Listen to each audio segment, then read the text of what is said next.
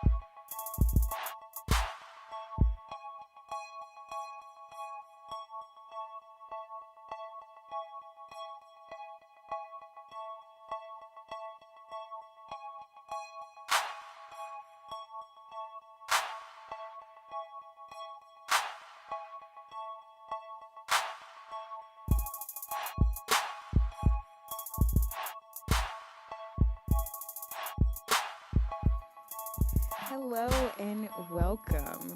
Here today, I am Dara Prentiss from Fine Print Productions, and we have CL. So, what's up? And thank you for joining us today. We're at Design Studios in Richmond, Virginia, so shout out to them. And we're about to learn some more about your process and yourself as a creator. Is that okay? Absolutely. Thank you for having me as well. Yeah, definitely. Is there anything that you want everybody to know about you first before we start off? First and foremost, I represent our black culture, and also Chicago. Anywhere I go, I represent Chicago, myself, my family, and just being black. You feel me? That's, if you want to start there, we can start there. I think that's a good start. No, but first, like I do want to point out, because I know there's a lot of fathers out there. I am a father. I have a 2-year-old, and parenthood right now in this kind of thing, in the pandemic and yada yada, like it's such a difficult thing. And so I just want to shout out to all the parents and all the fathers out there, black fathers out there, that are doing their thing. Cool. So I guess we can start off with just talking about like yourself as a creative and like what you do to keep yourself motivated. Like you said, it's a pandemic. You're a father. Like there's a lot of stuff going on. So what are some things that you do to keep yourself motivated and interested in your work that you're doing? Well, it's easy. It's easy once you have a kid. You know, it's a no-brainer. Like you got to keep them alive. You know, as a father and as a black father, you want the most for your kid. You know, and like you saw the book I was reading. You know, testing for kindergarten, like things like that. Like knowing that I have an opportunity to provide him with multiple stepping stones for his life, the things that I didn't have. You know what I mean? That's cliche. But now as a parent, I'm seeing all of that. Like, oh, I get it. You know what I mean? This is why you know your parents work so hard and make sacrifices. So like he is one of my biggest inspirations right now, moving forward. And being able just to get up out of bed on days when I don't feel like getting up, you know, and that's almost every day. You know what I mean? So, and not only that, but creating opportunities for other people. Because I know what it was for me coming up, and I'm almost 15 years in the game on film and television. You know, came in as an actor and worked my way up, you know, to being able to start my own production company and then now I'm a head of a studio. So, I mean, you just think about it. Like, I'm gonna be able to give that to my son. I'm gonna be able to create opportunities for him and other people to not only get paid, but to work and do things that they want to do, and not have to, no malice to anybody that's doing a 9 to 5 or anything. You know what I'm saying? Like, you got your job, you got to do what you got to do. But I guarantee you that some of those people wish that they could do, you know, follow their dream. Yeah. Or, you know Live what I'm your saying? dream every day. Yeah, and that's one thing my grandmother, she taught me. Shout out to Gloria Daniels Management, out in LA and in Atlanta. So, like, she taught me the power of work ethic, uh, your network. You know what I mean? If you can't pick up a phone and take care of your problems, you need to work on your network. You know what I'm saying? So, she always taught me, like, just follow your dreams and make sure that that that it's important to take small steps. She would always ask me when I have a problem, how do you eat an elephant? A piece at a time. You know what I'm saying? So I hope I answered your question. No, that's okay, it. that- Hopefully you don't be eating a whole I don't. the whole. But sometimes problems are that big. Yeah, You feel me? yeah, And that yeah. monumentous, like, it can look, daunting that you got this huge thing in front of you, like this huge dream, this huge idea of whatever it is that you want to do, and you don't know exactly how to tackle it. But if you just take a second and think about what you can do now and what I'm saying, like, for me, it was uh, educating myself, educating myself on what I actually want to do in film and television, what are my skill sets, and which led me to learn about a plethora of things behind. You can put me anywhere on set and I can do it. Right. You know what I'm saying? So, like, just things like that, just being, just educating myself. It really just changed the game for me. Yeah. So Yeah. going into like educating yourself and like you said, you started off as an actor, and so there's been like artistic movements throughout time. So if we could go back in time, or if we had the ability to be in any artistic movement, what would you choose to relive and why? Man, that's tough. Artistic movements. I would go back to, like, early 2000s Okay. when everybody was wearing jerseys and the big shirts. Oversized white tees. I would Parking go. lot pimping. Yeah, because musically, like, that's when a lot of stuff started to take off in hip hop. Well, there was the golden era, yada yada, but we started to get some of the artists that we have now are starting to come up in that age in the early 2000s. Okay. You know what I mean? I would go back then because it was really rich. Like, you get the Missy Elliott's, the Ludacris,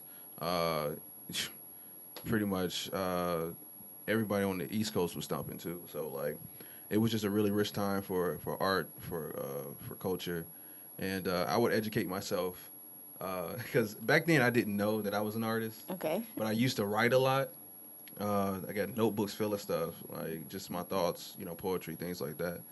And I would start, my acting journey there. Yeah, I definitely would. Yeah, early 2000s. Yeah, I would start acting back then. And how do you Sure. think your film style would change? Because it was a lot of like you said, it was a lot of like originators. Shout out to Missy Elliott, an icon. Just like trying new things and throwing new things at the industry. So, how do you think your film style would change, or would it be the same? Do you feel like you're doing that now? Kind of. I think I am doing that now. I think my eye would be sharper because now I can, it's tough for me to watch anything on like Netflix or whatever streaming platform because I see everything.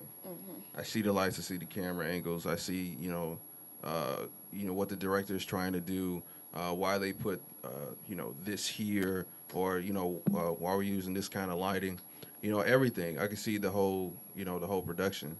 And I think my eye would be sharper. Like, I think I have a bit more of a polished look. As right now, I'm still kind of raw. But, like, I feel like if back then I started, I think I would be like a cross between like Tarantino and Spike Lee. Uh-oh. You know what I mean? That's my Spike goal. Tarantino? Spike. Okay, well then, let's revisit some of that work that you're talking about. Like you were saying, you started off as an artist you didn't really know. So I know we all create like different things, like plays or different like scenarios and stuff like that. And if you could put yourself now as a character in any one of those works that you created, in any one of those scenarios, which one would you do? And I want to know when you created it. Okay, so I got this script that I am really interested in producing called Lover's Colloquy. Okay. It's about a group of friends, 3 guys, 3 girls. They have like this annual dinner every year talking about, some of the things that they discovered about themselves, because they're all about, progression. And the theme of the script is, perspective, black love, that kind of thing, and just progression as a culture and as a race. You know what I mean? What do we do? What does that look like? How do we get there, right? And so this script, where it starts, is exactly where I would think, as a black man in black culture, where we would start and how it would happen, like how we would take back our communities, how we would love each other better, how we would relate to one another, like even down to the social level, like what we would do. And this script is the beginning of that. So there's this character named Kane. Okay. Okay, he I don't want to give too much of it away, but he's, you know what I mean, he's the moneymaker of the group. He, you know what I'm saying, he ran the streets, turned into an entrepreneur, and now he has a few successful businesses, and he's gotten the wisdom from, being in the streets, but then now turning into a legit, business owner. Just the dynamic and the contrast between the two and the things that you learn. And that's very much was my story. Like, I've never been that street dude, but, I was, just around, you know what I mean? Just running, you feel me? But I got a chance to, travel and see the world and do things that other people, that look like me don't, really get a chance to do until, you have somebody that can expose you to those things. And so Kane, I feel really close to Kane because he went through those necessary sacrifices and all the introspection that you have to remake yourself, because that's a huge thing, and it is underrated, when you see somebody that was a goofy clown, whatever they was doing in school, yada, yada, didn't think they was going to be much. But then you turn around and see him, like now he's, owning businesses and stuff like that. But people don't understand the kind of work that goes into yourself, Right. Sitting with yourself and seeing like all of my ills, things that I'm lacking, time and money management, all this kind of, all these things that are I think are foundational, that should happen when you're a kid and your parents should teach you. You know what I'm saying? So like I was really drawn to him and his metamorphosis, you know what I mean? Because that's something that I'm still doing today, So what was the other? You had another question. There's a few more. It was really just like, when did you write that? Oh, I wrote Lover's Colloquy, I want to say at least, 2021, 2018. Okay. Yeah, 2018, 2 years ago. Matter of fact, I'm lying, 2017. Okay. 2017. So like 4 years ago. Summer 2017. Okay. Yeah. So, Lover's Colloquy. Colloquy. Lover's Colloquy. Which is just another fancy word for conversation. Okay. Lovers, conversation of lovers, basically. Yeah. All right. Yeah. What's next? What you got? So, hey, listen. I'm knocking them down. We on the way. Let's go. So, as an independent filmmaker, what do you think is one of your biggest obstacles right now in trying to get your films done? You've had that film for 4 years, right? Yeah. And you want to be in it. So what's stopping you from doing it? Honestly, right now, shout out to I don't even know if this is a shout out, but like I was one of those people that benefited from it being a pandemic. Okay. You know what I mean? So like right now, it's funny you say that. What's stopping me? Asking me what's stopping me? Really nothing now.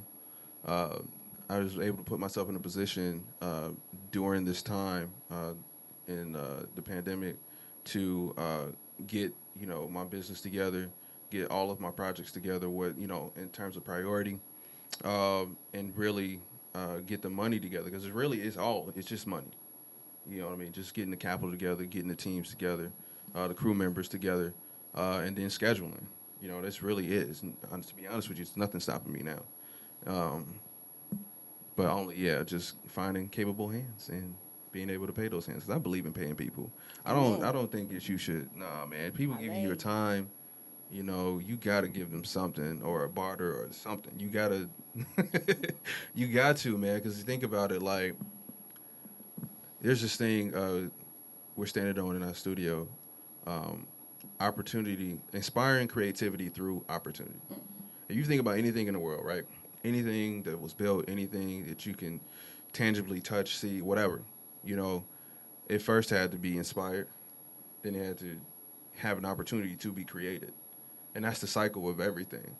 Things have to be inspired, and you have to want to create it, but you also have to have the opportunity to create. Right. You know what I'm saying? So for me, if I'm paying somebody, paying a cinematographer, shout out to my boy Nate Woods, one of the greatest cinematographers. Nate the Great. In Chicago, crazy. If you've seen any of my past work in the last year or so, my boy Nate did it. Nate Woods, he's crazy with the camera. And their cinematographer, crazy. But yeah, so like, he's an example. My boy Nate's an example. Like anything we do, I make sure like, hey, what's your fee? Even though we boys, I've been knowing this brother since almost 10 years, like, what's your fee? Because he's a man first. Let me get into my man bag. He's a man first. And as a man, like, it's a sign of respect to take someone who is obviously skilled, right? And respecting that with the dollar. Mm-hmm. It's like, hey, I know this is what you're good at doing this. What can I do, for your time and your skill? It's important because now he's inspired, by the bread, and the opportunity to create.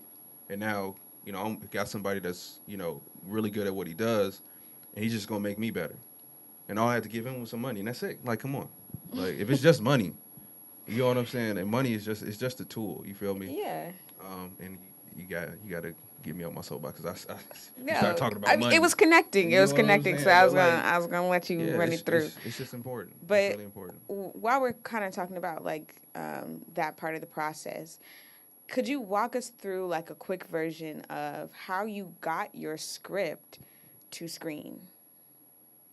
And we're referring to a family that, correct? Referring to any project Any that project? you've done, yeah. Okay. Just what is your signature on the process? What makes it that this is a CLA Studios project, and this is how I put my mark on it going from script to screen? It really, because I'm, like I said, off mic, my bag is really writing and producing. I'm really, really anal when it comes to, like, scheduling and putting people in the room and figuring out what the day is going to look like. What do we need? We need batteries or we need lights. You know what I'm saying? Whatever. But just putting all the puzzle pieces together so that we can form a big picture. You know what I'm saying? That's really my bag, and that's the difference between a CLA Studios production versus anyone else's on my level. Because now obviously you got some heavy hitters that have the available talent and crew and funding that they can buy the best of everything that money can buy. But like when you're on the level of independent filmmaking, it's really key that you schedule everything out and that you know exactly what's going to happen in terms of logistics. Mm-hmm. So I think that would be the answer to your question is logistics and good writing. Because if you don't have a good script, you know what I'm saying? Like, you can have halfway good actors and great direction, but if your script is trash, it's not going to make it. See it left and right. It's not going to do it. Okay, so then what is that one thing that you have to have on set with you? object, or are we talking about like a mentality? Doesn't matter. Doesn't matter. Pick. Okay. The one thing that you do have to have is camaraderie, and you have to have respect for your crew members. You have to have respect for the process. You have to have respect for your director. You know, and your director and your producer have to have respect for each other. And when I say respect, I mean like understanding of how we work, what we're here to do, and that's it. You know what I mean? It's important that you all have this, you all are on the same page, following the same goal. And it's important to know when to step down and let somebody else lead and delegate. You know what I mean? I'm Yeah. huge on that. I know, like, I can do anything pretty much on set, but I don't want to do everything on set. You know what I'm saying? Yeah. I love sound, I love running sound, but I'd rather be sitting back, watching the screen, and seeing how my director is directing and see if it looks good, if it's matching my vision. You know what I mean? So like, it's important for me. Like in regards to, like I had my first project was a game show, right? Um, I produced it, I helped write it, I was the host, and I was PAing. You know what I mean? That was the right. Like, what was I doing? You know what I mean? And still trying to memorize lines as you know as it was going. You know, and then it translated too. You can see in the production and finished product, it looks like Sweaty? I was doing a lot. Yes, yes. Coming out of that blazer, everything. I was wearing a windbreaking blazer, blue. On set, running back and forth between the camera. G, like, but like stuff like that, G, like you gotta understand that like you can't do everything. You have to delegate. You can't sacrifice the quality of production. You know, just for trying to be cheap. You know what I'm saying? It's important that you have the necessary funding. You know what I'm saying? I think that's one of the most important things. You have to have the necessary funding if you are doing something like that, or you are putting money behind it. You have to have the necessary funding and the necessary crew members with the same mentality and understanding of each other. Right. You know what I mean? It's really important for how fluid the day goes. Right. Yeah. So as you brought it up, A Family That Yes. is your new film. Shout out. Just finished. Yes. Yeah. Can you tell us a little more about that? Woo. It's still kind of fresh for me, man. Like, you think about, I mean, you were there. You know, you helped me, you know, really bring it to fruition and bring it to light. I wrote this, I want to say, I had this concept for, you know, short films, you know, like 5-pagers. You know, you think about how, you know, Instagram and all the social media platforms are capitalizing off of, you know, micro content. You know what I mean? I guess I just coined that term. Did you make that up? I just right off the Can fly. we check that? Micro content. But yeah, so I'm just like, okay, not everybody has time to sit down and watch an hour and a half movie, 2-hour movie, let alone 20 minutes. You know what I mean? So like, why not give them a 5-page, maybe close to 10 minutes worth of content? Excuse me. And like see where it goes. You know what I mean? I'm all about experimenting and seeing what happens, right? So I wrote this script called A Family That. It's based on this kid. He's trying to reconnect with his father after his father's been in jail for some time, and now he's out. Has been out for a while, and now he's working up to where we see in the actual film where he actually meets his father, right? And learns a disconcerting truth about the family history. You know what I mean? Like, why was there a disconnect and what happened? Right. So yeah, and this film, it was spawned by the thoughts of me confronting my father, right? Yeah. About, you know, what happened with my mother and, you know, why they're not together. And what was crazy, after we finished, right, I'll say like May or June, I had that conversation with my dad. Wow. You know what I'm saying? Inadvertently. You know what I'm saying? Life imitates art. Hey, look. Art imitates life. It's, man, it's very much that. Yeah. It's So, very much that. one thing about this film also that I like is that it's so Chicago.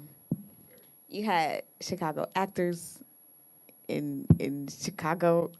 Famous Chicago At a restaurant. famous Shout out Chicago to restaurant. Chicago Chicken and Waffles. So how important was it to you that you had a Chicago restaurant full of Chicago actors in the middle of Bronzeville filming all night?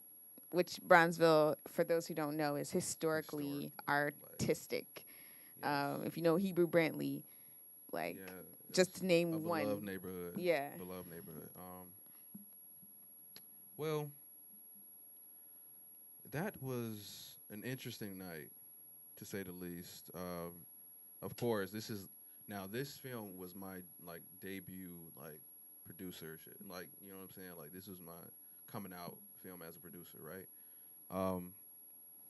So I was extremely nervous. I mean, I know I'm highly trained, skilled, or whatever, but like once you get to the moment, like you always want to take care of the moment, right? You always want to take care of like the situations or whatever comes your way in the best light possible and in the best way possible for your actors, for your crew. You know what I mean? Because I'm the spearhead, so everything goes through me.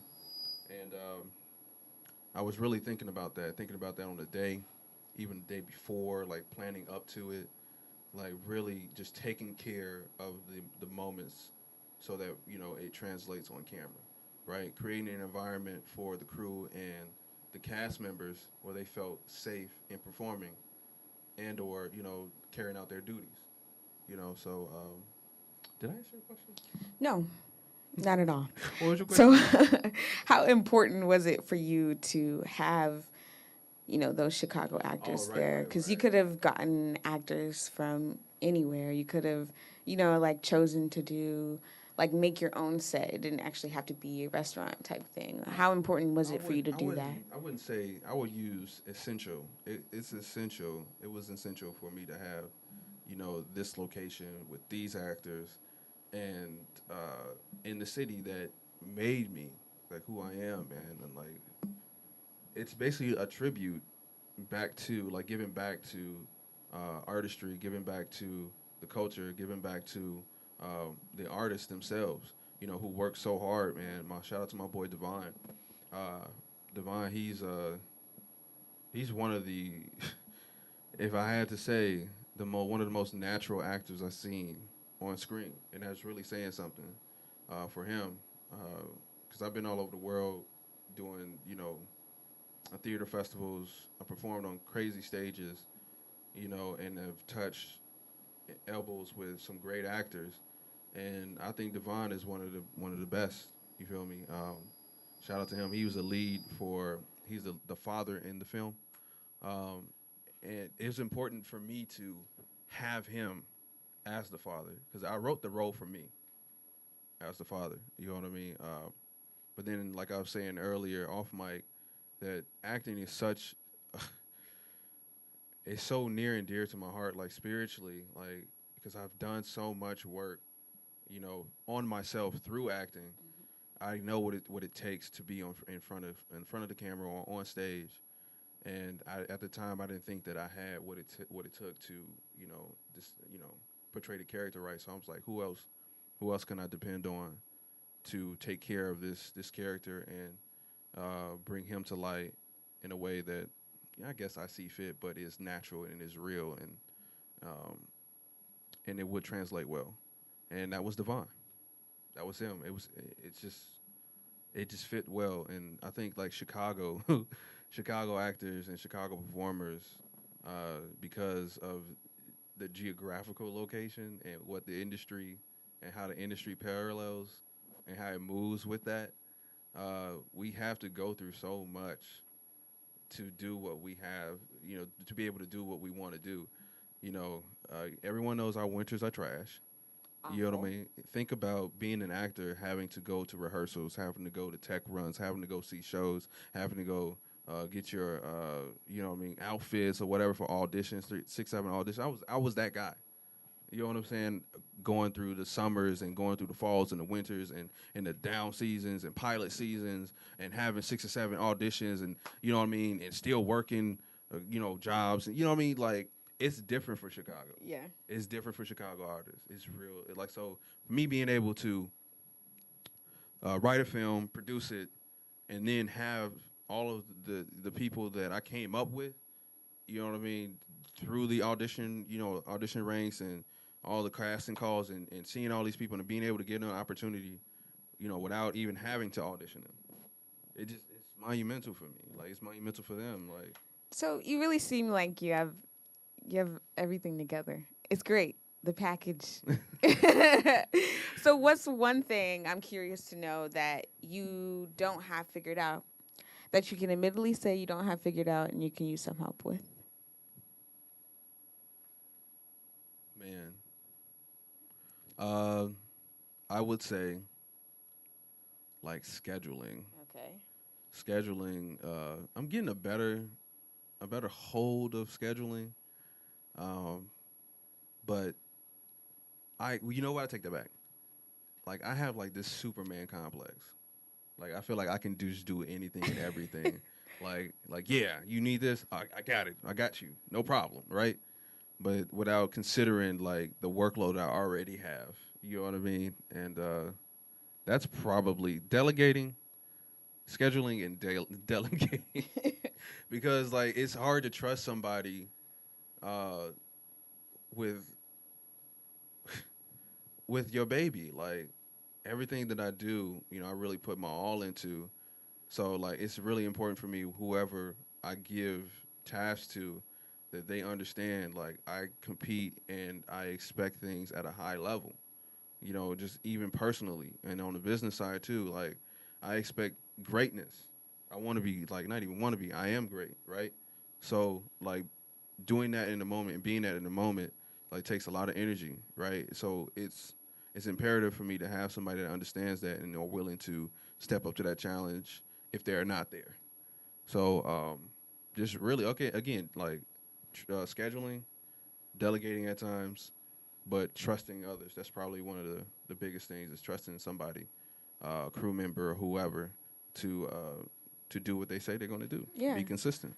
And that's important. Yeah. I think there's a misconception that, like, to be successful or to be working, you have to have it figured out first, and then you can really be like active in whatever your art is. Right. And I think it's so important to also, after you've had a successful project coming up, or after you've finished a project, to really look at like, okay, I have learned a couple things. I've figured a lot of things out, but just to acknowledge that there's some things I still don't know, and that I could use some help with. Man. Like, it's okay to not know things, man. Like, that was the guy that I would beat myself up because I didn't know something, right? Which is a double-edged sword. Like, it pushed me from behind, but also sometimes it stood in my way. Like, when you at home or whatever and you just replaying the day, you know what I mean? Like, damn, I did this. Why? You know what I mean? Like, why, you know what I mean? You don't have to go that deep into it, but like it's important that you do have those moments, but it's important for you to have those moments behind you, like push you from behind so that you can be greater. You know what I mean? I was definitely that guy, like, more times over. Well, look where it has you now. For sure. So For sure. Thank your past self. So some things. You have some new things coming up. Yeah. You have some new ways we can find you. Absolutely. Not only are you on Instagram, CLA Studios. but LLC. you have an app. Yes, I do. CLA Studios Chicago. Can we pull up the app? Can we see the iOS app? store? Yep. Here it is. That's the what I call the lobby. And here's a tab called the creator. Dope. You learn everything about me, what I've been doing, a little sort of something. And there's a mission for the studio, what we come to do, yada yada. Pictures of all the productions. Shout out to my boy at Soundval Studios, TY, and everybody that's actually, was a part of the Art Little Light podcast. Just my journey is there in the pics. And then we have here all of the productions I've been a part of as an actor and as producer, as a writer. And here we have production services where you can solicit my skills, whatever that is. So in front of the camera, behind the camera, doesn't matter. Like, you just input your information and we'll get right to you. Usually takes about a day or two. But yeah, this is important for not only for film and television, for people in film and television, but just in general. Like, you do have a business, I think you need an app. You do need an app because I mean, it's one thing to have a website. Okay, cool, but like one thing that the power that apps give you is push messaging. You know what I mean? I can go on my app, my phone right now, and put out a push message. Hey, check out my content. We just dropped a video on the app. You know what I mean? Boom, right there. You know, just like any other app. Yeah. You feel me? It's crazy to see like happen. Like I was sitting next to one of my homeboys, and I just put out the push message, and he was like, "Did you just do this?" I was like, "Yeah." It's like he was like, "That's lit." You only think of it. Yeah. It comes from you. It's ownership, right?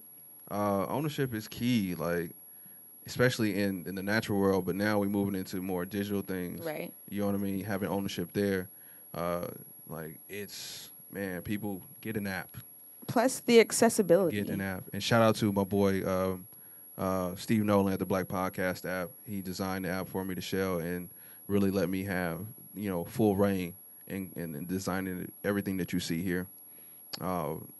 It took a while. It takes a very, very long time, but it's so worth it. Being able to monetize your content right away, whereas, social media platforms, you have to hit a threshold, you know what I mean, before you become profitable. But, like, if you're consistent and you have an app, you get your money while you sleep. It's important. People need to know. Accessibility. And like you said, you can request your services right at the tap of just open the app and it's there. You want to Uber Eats? Shoot, you can pretty much Uber Eats a script. You know what I'm saying? You feel me? But no, I'm totally grateful for this. Like, it has changed the game for me in many ways. Yeah. So okay. So with this app, do you have any accompanying projects that are coming up? Yes, we do actually. This app was designed not only for me to monetize my content and have a digital space, but to run my events as well.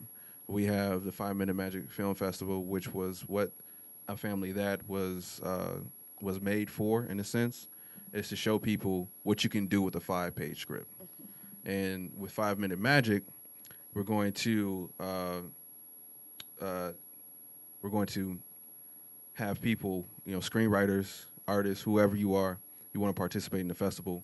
It's capped at 1,000, because we want to make sure that we can see everybody's script and that we can give it the right attention. You know what I mean? Because that's really a thing too. Because I competed in the festivals and it just seems like you're a number.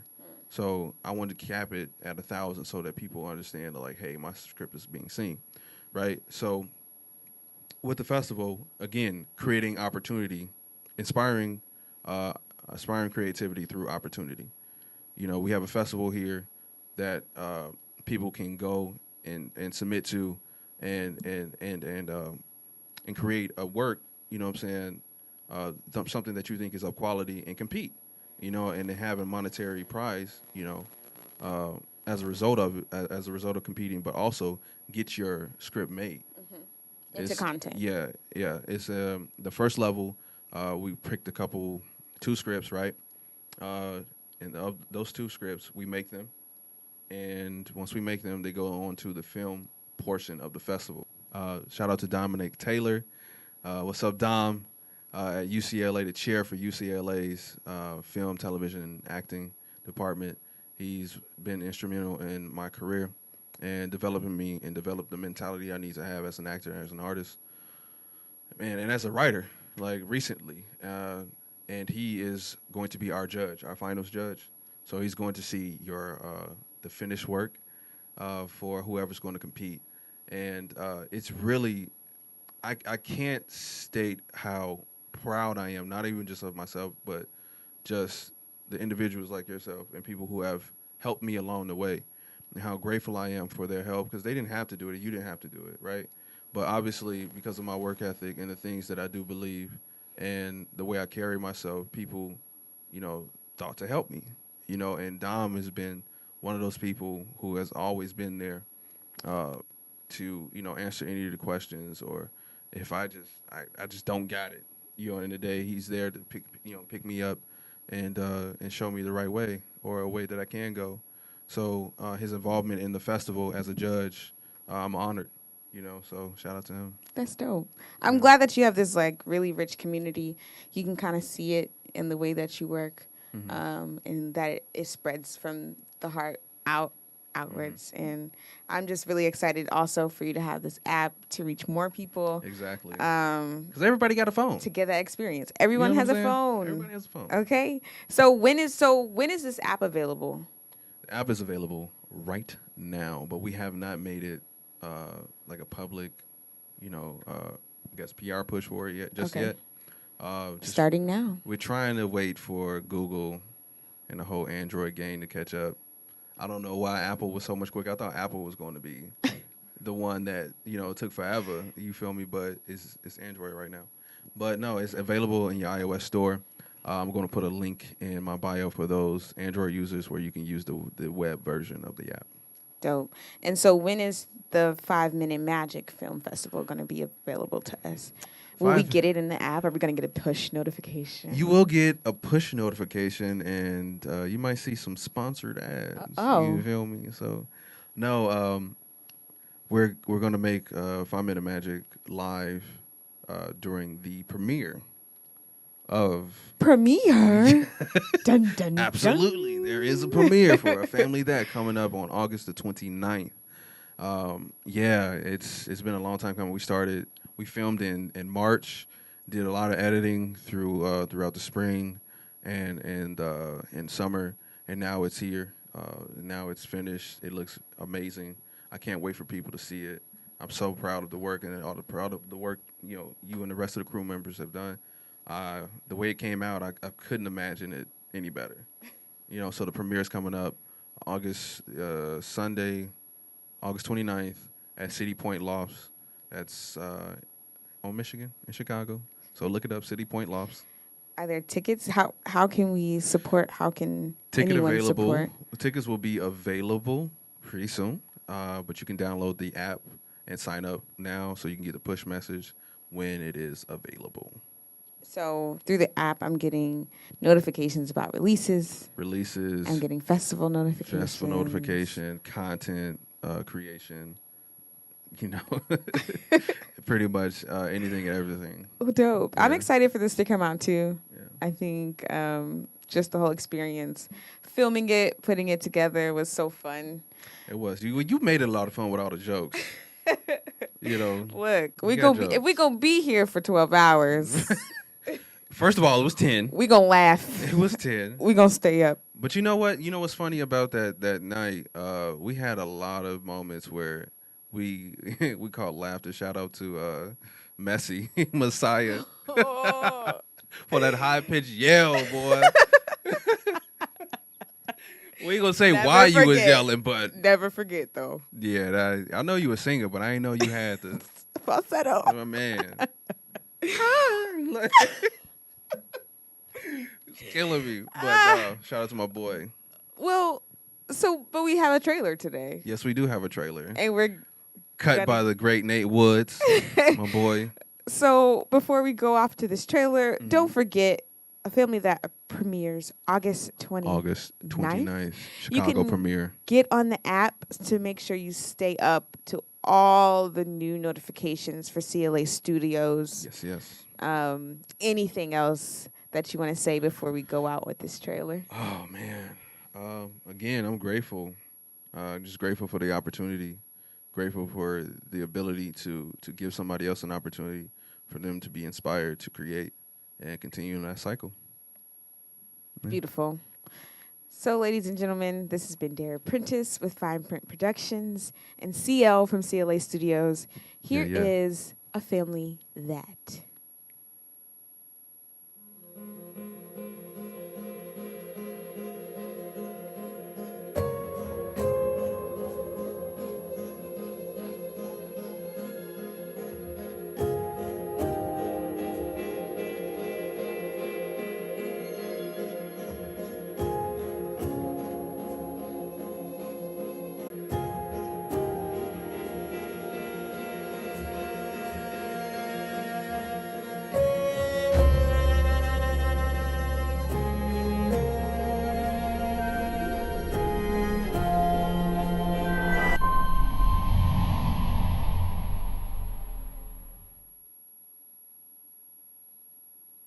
Well, that boy good, ain't he? That boy good. Shout out to my boy Nate Woods, man. I couldn't have done it without you, man. Couldn't have done it without you, Dara. I really appreciate y'all, man. I remember sitting back before I even thought about getting crew members together, actors together, locations. It was like, how am I going to do this? What am I going to do it with? I don't have a budget, nothing, but I knew I had a ton of equipment already. I knew I had the vision, and I knew I had the means to an end in terms of work ethic, you feel me, and resources, people. So it's just a testament, man, not even just to me, but to anybody else, If you make something your dominant thought, it will come to light. You might not know how it's going to, come to fruition, but, it will be revealed to you what you need to do step by step. But as long as you keep that on your mind, keep it in your heart, you can do anything. Doesn't matter the difficulty. You can do it all. A word. Word. A word. So thank you to Design Studios again, and thank you all for watching. Good night. Peace and light.